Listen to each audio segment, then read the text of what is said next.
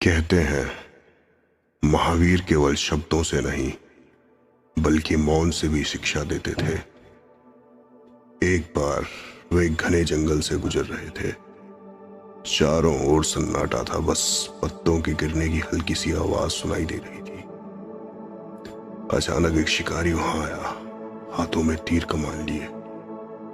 उसकी आंखों में भय था। उसने महावीर से कहा, क्या तुमने यहां से एक हिरण को भागते देखा है? वह इस ओर गया या उस ओर? महावीर ने उसकी ओर देखा, लेकिन कोई उत्तर नहीं दिया। उनकी आंखों में गहरी शांति थी, पर होंठ मौन थे। शिकारी बेचैन हुआ।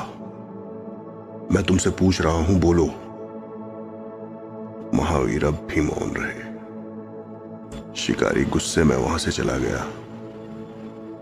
कुछ ही देर बाद झाड़ियों के पीछे से वही घायल हिरण धीरे धीरे बाहर आया। उसकी सांसें तेज चल रही थी, लेकिन जब उसने महावीर को देखा तो मानो उसका सारा डर गायब हो गया। वह उनके चरणों के पास बैठ गया, जैसे उसे पता हो कि यहां कोई उसे हानि नहीं पहुंचा सकता। महावीर ने धीरे से उसकी पीठ पर हाथ फेरा और वह हिरण शांत हो गया। शिष्यों ने बाद में पूछा, प्रभु, आपने शिकारी से कुछ क्यों नहीं कहा?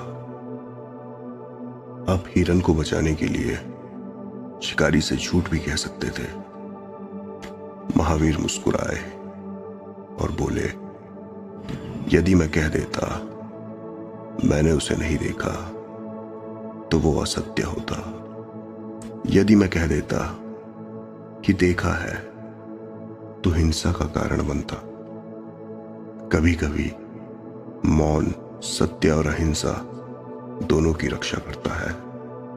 स्मरण रखो, जब शब्द धर्म की रक्षा ना कर सके तो मौन ही सबसे पवित्र वाणी है।